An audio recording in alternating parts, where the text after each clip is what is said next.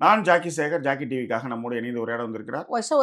இது Bigg Boss common man show. இந்த common man ஷோல கலந்துகிட்ட போட்டியாளர்கள் நிறைய பேர் வெளியில வந்து புலம்பிட்டே இருக்காங்க. அதுல மிக முக்கியமாக நைட்டி போட்ட ஒரு பெண்மணியினுடைய கான்ட்ரவர்சி, அப்புறம் முனியம்மா, இந்த 2 பேர் போயிட்டு இருந்தாலும் கூட மாறன், நடிகர் மாறனுடைய மகள் வந்து ஒரு பெரிய கான்ட்ரவர்சி உருவாக்கி அது பரபரப்பாக பேசப்பட்டு கொண்டிருக்கிறது.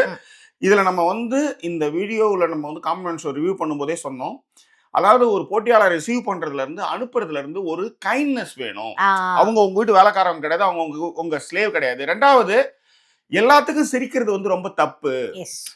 அதே மாதிரி மாயாவுடைய பிஹேவியர்ல வந்து வெளியில போன்றது வந்து ரொம்ப பாய் கிளம்பு அப்படின்றதுலாம் வந்து, அதாவது அதெல்லாம் ஒரு ரொம்ப தடித்தனமான ஒரு பிஹேவியர்னு வச்சுக்காங்களா அது. கண்டிப்பா. அதாவது ஒருத்தவங்க கஷ்டப்பட்டு இவ்வளவு, அதாவது இவங்க வந்து 2.5 மணி நேரம் வந்து பஸ்ல நின்று இருப்பாங்களா, சேருக்காக அடிச்சுக்கிட்டு இருப்பாங்களா. அப்ப ஈஸியா நீங்க இது உள்ளார வந்துட்டு நீங்க என்ன பண்றீங்கன்னா, ஒண்ணுமே தெரியாத போட்டியாளர்கள் இருக்காங்களா, அவனை வந்து நீங்க வந்து எப்படி என்ன ஏப்பஞ்சோப்பமா நீங்க வந்து அவனை வந்து ட்ரீட் பண்றீங்க அப்படின்றதும் அது மிகப்பெரிய விமர்சனமானதும். ஆருடைய முகத்திரை முதற்கொண்டு எல்லோருடைய முகத்திரையுமே இதுல கிழிஞ்சிருச்சு அப்படின்றதையும் தான் இந்த எபிசோட்ல வந்து நம்ம பார்க்க போறோம். அதுக்கு முன்பாக இந்த தளத்தை இதுவரை சப்ஸ்கிரைப் பண்ணாலும் சப்ஸ்கிரைப் பண்ணுங்க, லைக் கமெண்ட் ஷேர் பண்ணுங்க. ஸோ விரிவான ஒரு பார்வைக்கு ஸ்டூடியோஸ்.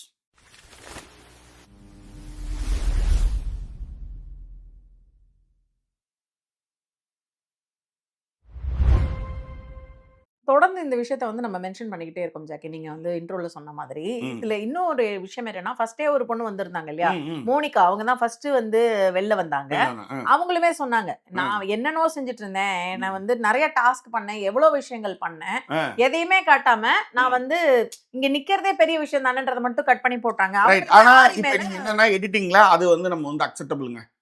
அது இல்ல சொல்றேன், பொதுவா வந்து 3 மணி நேரம் 4 மணி நேரம் இப்போ 120 நாள் படம் எடுக்கிறாங்கன்னா 120 நாள் படத்தையும் அப்படியே போட முடியாது. அது எடிட்டிங்லாம் பண்ணி போடுவாங்கன்னு வச்சுக்காங்களேன். ஆனா என்னன்னா, தப்பான உருவாக்கத்துல வந்த மாதிரி அதை எடிட் பண்ணி போனாங்கன்னு தான் மோனிகாவுடைய குற்றச்சாட்டு இல்லையா. அவங்களுமே வந்து ஆரி மேலதான் குற்றச்சாட்டு வச்சாங்க. அவர் பேசின விதமா இருக்கட்டும், அவர் என்ன அனுப்பும் பொழுதுமே வந்து அவர் அனுப்பின விதமுமே சரியில்லை அப்படிங்கிற ஒரு விஷயத்த வந்து சொல்லிட்டு இருந்தாங்க. பட் எதிர்பார்க்கவே வந்து ஆரி மேல பெரிய கம்ப்ளைண்ட்ஸ் வராம இருந்தது.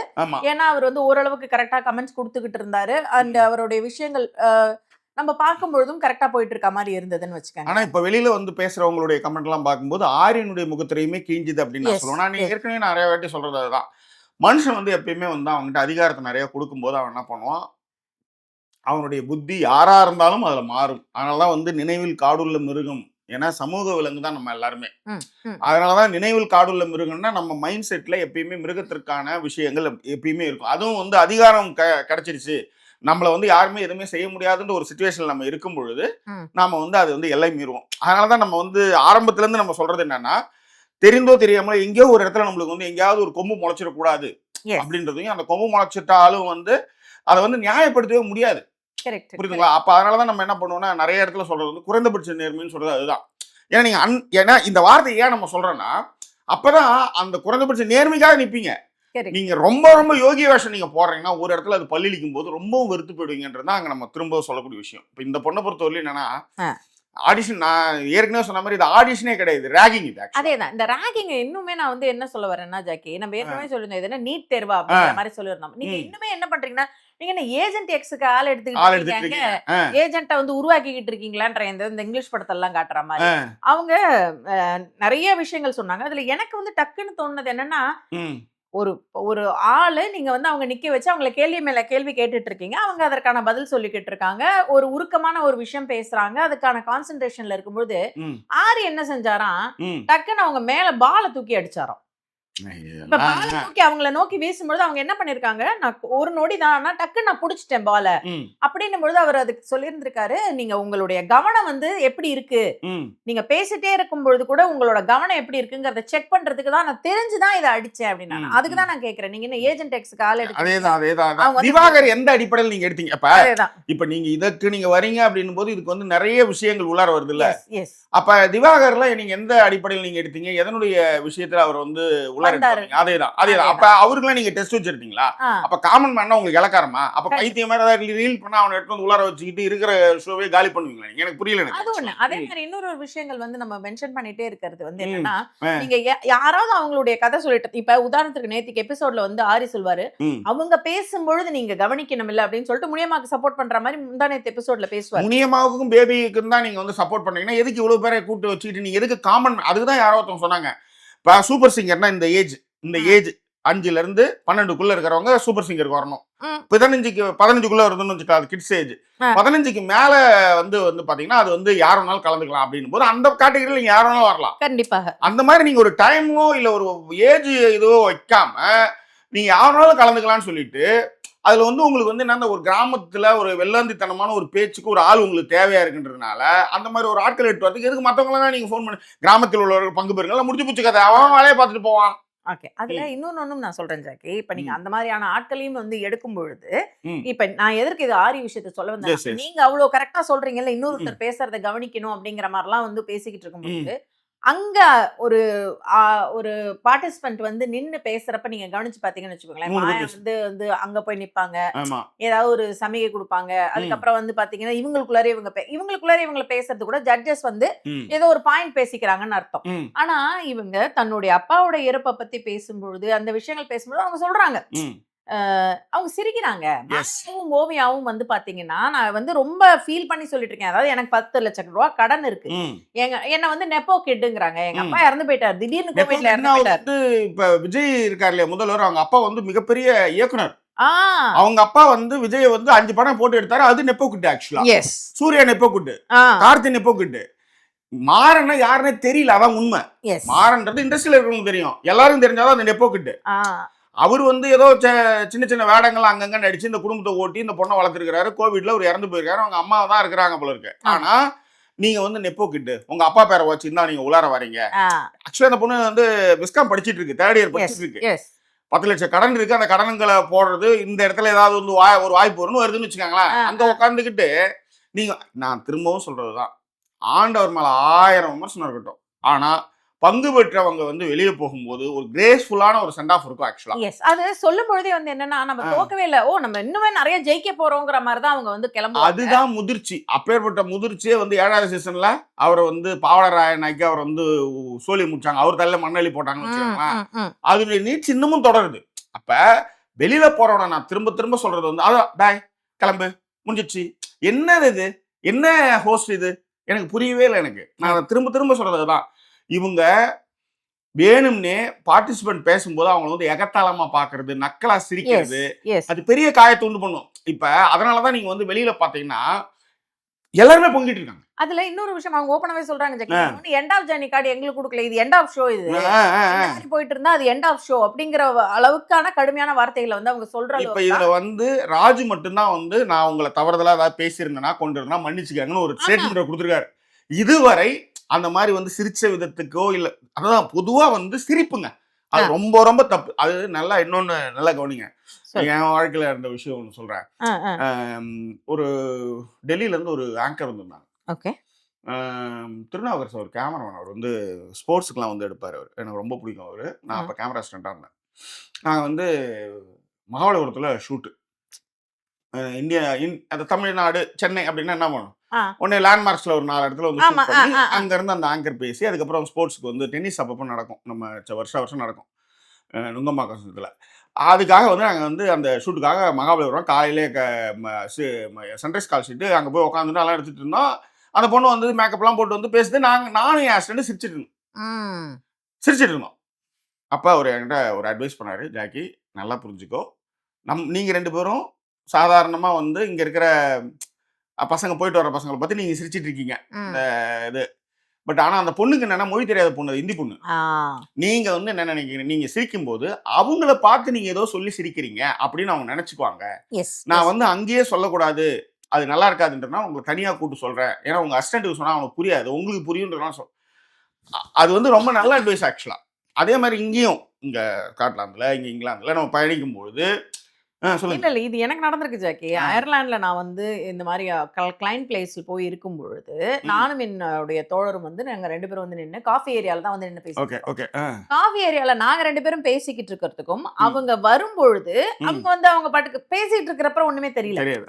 நாங்க 2 பேரும் பேசிட்டே இருக்கோம், ஏதோ ஒரு விஷயம் அவர் வந்து எங்களுடைய மேனேஜரை பத்தி ஏதோ வந்து பேசுறாரு, நான் ஏதோ பேசுறேன், அதுக்கு இதுக்கான சிச்சுவேஷன் எங்களுக்கு தெரியும். அப்படியே சொல்லிட்டே இருக்கும்பொழுது கரெக்டா நாங்க சிரிக்கவும் அவங்க காஃபியை கொட்டி துடைக்கவும் கரெக்டா இருந்தது. ஸோ அதுக்கப்புறம் என்ன சொன்னாங்க அப்படின்னா, அவங்க அவங்க கேட்ட ஒரே கேள்வி, இவ வேற டீம், அவன் வேற டீம்ல வந்து 2 பேரும் நாங்க வேற வேற ப்ராடக்ட் பாத்துக்கிட்டு இருக்கோம். 2 பேரும் ஏன் வந்து ஒரே இடத்துல நின்னு இந்த இடத்துல ஏன் நின்னு காஃபி குடிக்கிறாங்க? இனிமே வரக்கூடாது. முடிஞ்சிருச்சு. முடிஞ்சிருச்சு. அப்ப எங்க 2 பேருக்கும் தெரியும். ஐயோ! அவங்கள பார்த்து தான் நம்ம சிரிச்சிட்டோம்னு நெனச்சுட்டாங்க. ஆனா நாங்க என்னவோ நம்ம தமிழ்ல பேசிக்கிட்டு ஜாலியா பேசிட்டு இருக்கும்பொழுது சிரிப்பு வந்துருச்சு. ரைட். அததான் வந்து நீங்க சொல்ற பாயிண்ட் ரொம்ப வேலிட். ஏன்னா அவங்களுக்கு அது இல்ல புரியாது. வீட்டுல நீங்க நடந்து போகும்போது நீங்க ஏதோ ஒரு விஷயத்த தவறுதலா நீங்க விட்டுட்டீங்கன்னு வச்சுக்கோங்களேன். அப்ப நீங்க சிரிச்சிட்டீங்கன்னு வச்சுக்கோங்களேன், பயங்கரமா கோவம் வரும். எஸ்.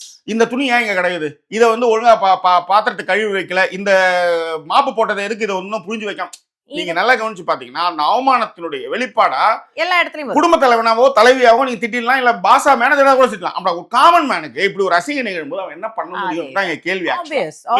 அதே மாதிரி இன்னொன்னும் நீங்க என்ன நினைச்சிட்டீங்க அப்படின்னா, காமன் மேன் தானே, வந்தா எப்படி வேணா அவங்கள ட்ரீட் பண்ணலாம்னு பொழுது உங்களுடைய எல்லாருடைய முகத்திரையும் கிழிஞ்சிட்டு இருக்கு. ஏன்னா எல்லார்கிட்டயுமே இப்ப வந்து போன் இருக்கு, எல்லார்கிட்டயுமே இப்ப யாருமே வந்து யூடியூப்காரங்க அவங்கள பேட்டி எடுக்கலனா கூட அவங்களே வீடியோ வச்சு அவங்களே போடலாம். ஆமா, அத பாக்குறதுக்கு அதுல இருந்து வந்து கண்டென்ட் எடுத்து அதுல இருந்து வர விஷயங்களுக்கு வந்து இப்ப நைட்டி போட்டுட்டு வந்தவங்க வந்து பேசுனது வந்து நிஜமாலுமே அது வந்து கான்செப்டுக்காக, அதாவது ஒரு அட்ராக்ஷனுக்காக தான் போனாங்க. அதுல பிரச்சனை வந்தது, அவங்க மேல நிறைய தவறுகள் இருக்குன்னு நம்ம சொல்ல முடியுது.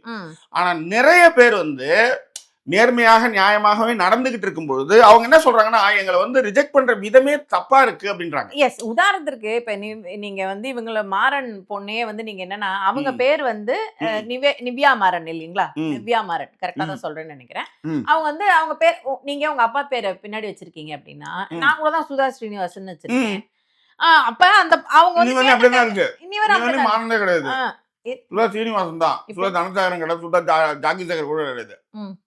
இல்ல மேடம் சொல்றேன். இல்ல அந்த இடத்துல ஏன் இந்த மாதிரி பாவமா இல்ல மேடம், அடிஷனல் இது எப்படிங்க பாவமா சொல்ல முடியும்? அடிஷனல் இன்ஃபர்மேஷன் சீனிவாசன் இன்னும் அப்படியே இருக்கிறாரு அப்படின்னு சொல்றாங்க. கண்டிப்பா இருக்காரு இல்லையா? அந்த மாதிரி இப்ப நீங்க அவங்க கிட்ட நீங்க வேற ஏதாவது அவங்க ஒரு ஒரு விஷயம் கேட்டிருந்தாங்க. இப்ப ஒரு பொண்ணு கிட்ட கேட்டீங்க, வீட்ல ஒரு பேர் வெளில ஒரு பேரா, அப்படி மொத்தம் 3 பேரா கேக்குறாங்க. 3 பேர் வச்சுக்கிறவங்க இருக்காங்க. ஆமா, எங்களுக்கு அதுதான் சொன்னேன் வைப்பாங்க. ஆமா, இப்போ 3 பேர்லாம் வைக்கிற மாதிரி இருக்கும்போது அங்க போய் ஏன் இதே கேள்வி அங்க வந்து ஏன் வந்து மாறன் வச்சிருக்க, ஏன் மாயா ஏன் வச்சிருக்கீங்கன்னு கேட்க வேண்டியதானே? அவங்க இங்க அவங்களே கேட்டிருக்காங்க. என்ன வந்து நீங்க சொல்றீங்க, அப்ப மாயா வந்து மாயா கிருஷ்ணன் வச்சிருக்காங்களே, அதுல என்ன இருக்கு, எங்களுடைய அப்பா பெயர் தானே அப்படிங்கும்போதுதான் உடனே நீ நெப்போ கிட் அப்படின்னு ஏதாவது ஒரு காரணத்தை கண்டி வேண்டாலும் காவியா மாறன் அப்படின்னு சொல்லலாம். அது எதுக்கு மாறன் வச்சிருக்காங்க? ஆமா, விஜய் டிவி சொல்லுவீங்க. அவங்க அனிருத்த கல்யாணம் பண்ணிக்க போறாங்க. ஆமா, அப்படியே ஒரு பேச்சு போயிட்டு இருக்கு. ஆமா ஆமா, நான் போட்டோஸ்லாம் கூட பார்த்தேன் ஜெயக்கி. பாத்தீங்களா? பயங்கர அப்டேட்டா இருக்கீங்க மேடம். மொத்தம் 7 நிமிஷம் இருக்குன்னு நினைக்கிறேன். அதேதான் சொன்னாலும் பார்த்தேன். அதேதான். அந்த மாதிரி இருக்கிறப்ப நீங்க இதெல்லாம் ஒரு கேள்வி. இதில் நீங்க ஒரு காரணிகளா இருக்கலாம். நீங்க வந்து பாப்புலரா இருந்திருப்பீங்களே, உங்க அப்பா வந்து சினி இண்டஸ்ட்ரியா இருந்தாலே ஏன் உங்களுக்கு அங்க எதுவும் வந்து நீங்க ஆப்பர்ச்சுனிட்டி தேடையா? அது ஒரு நியாயமான கேள்வி. ஒரு போற போக்குல கேள்வி இல்ல. இதுல இன்னொன்னு அந்த கேள்வியே என்னன்னா, நீங்க பிக் பாஸ்க்கு எதுக்கு வந்தீங்க? பிக் பாஸ் நீங்க என்ன கொடுக்க போறீங்க? என்ன வாட் இஸ் நான்சென்ஸ் அப்படின்ற மாதிரி எல்லாரும் கேக்குறாங்க. நான் எதுக்கு பிக் பாஸ் கொடுக்கணும்?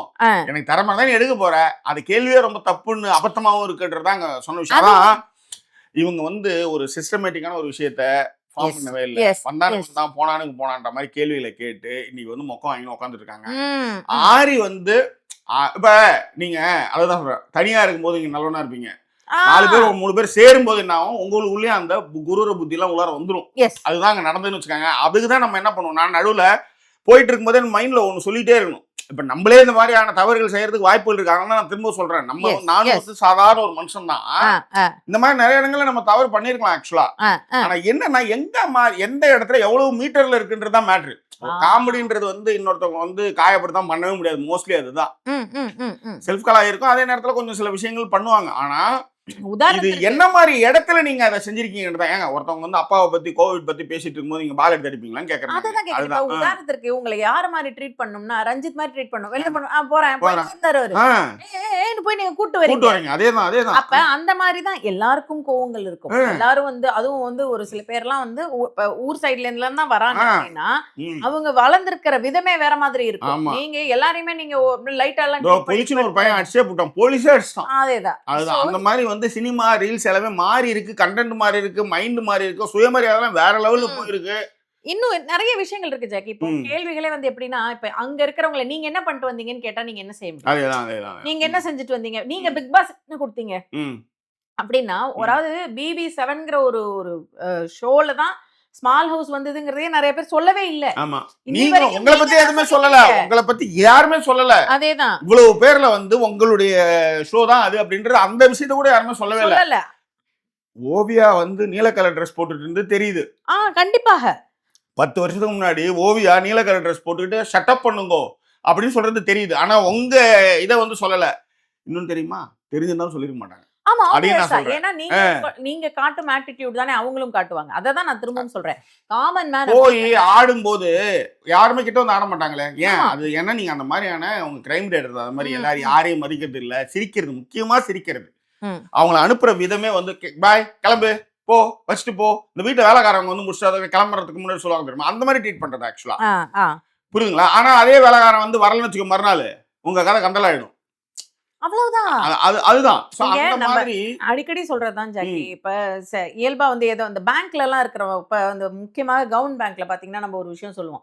நாங்கெல்லாம் கஸ்டமரா இருக்கிறதுனால தான் நீங்க பேங்க் வேலையில உட்கார்ந்துருக்கீங்க. ஆமா, அந்த ஆட்டிடியூட் இருக்கும்ல, போய் எடுத்துட்டு வா, சலான் எடுத்துட்டு வா, சலான் இது என்ன தவறாது, திரும்ப பண்ணுங்க, அப்புறம் லஞ்ச் பிரேக், இது இப்படி எல்லாம் நடத்தக்கூடிய பேங்குகள் இன்னுமே இருக்கு. அந்த பேங்க்குலாம் எங்க போயிட்டு இருக்குங்கிறது இந்த இருக்கு. தேசிய மயமாக்கப்பட்ட பேங்க்ல அப்படி. அதனால நம்ம எல்லாம் பிரைவேட் செக்டருக்கு இல்ல, அதான் மாறணுமே. நான் இந்த சொல்றேன். சுயமரியாதை National இறந்த Bank. ஒரே காரணத்தினாலதான் நம்ம வந்து பிரைவேட் பேங்க்ஸ்க்கு மாறினது காரணமே அதுதான். இல்ல, அங்க இருக்கும்போது நம்ம சொல்லக்கூடிய விஷயம் என்னன்னா, கஸ்டமர்ஸ் இருந்தாதான் நீங்க. நீங்க. அதேதான். இப்ப 100 பேர் 600 பேர் கிட்ட வந்திருக்காங்க. அவங்க ம். மாறன் ஒண்ணு சொல்லும்பொழுது 600 பேர் கிட்ட வந்திருக்காங்க. 300 பேட்ச் பிரிச்சு Batch பிரிச்சு. அதுல 50 ஆக்கி அப்ப லாஸ்டா 3 பேர் நீங்க எடுக்க போறதுக்கு ஷேர் டாஸ்க்னு ஒண்ணு வைக்கிறீங்க. சார் அதுல ஏதோ கழிச்சு கட்டுவீங்கன்னு பார்த்தா நீங்க அதுல கழிச்சு கட்டல. பஸ் டாஸ்க்ல கழிச்சு ஏன்னா உங்களுக்கான ஆள் அங்க வரல. எஸ். அப்ப முனியமா தான் வேணா, நீங்க முனியமாவே எடுத்துட்டு போயிடலாமே, எதுக்கு இவங்க எல்லாம் போட்டு கஷ்டப்பட்டுக்கிட்டு அப்படின்ட்டு பேசிக்கிட்டு. இதுதான். ஸோ இந்த விஷயங்கள் தான் வந்து பரபரப்பா பேசப்பட்டு கொண்டு இருக்கிறது. இதை தான் நம்ம உங்களோட பகிர்ந்துக்கணும்னு நாம நினைச்சோம். நம்ம நிறைய கருத்துக்களை சொல்லியிருக்கோம். இது குறித்தான உங்கள் கருத்துக்களை பின்னோட்டங்களை தெரியப்படுத்துங்க. இன்னும் வேறொரு எபிசோட்ல உங்களை நாங்கள் சந்திக்கிறோம். அது ஒரு நன்றி கூறுவது உங்கள் ஜாக்கி சேகர் மற்றும் வாய்ஸ் signing off. Yeah.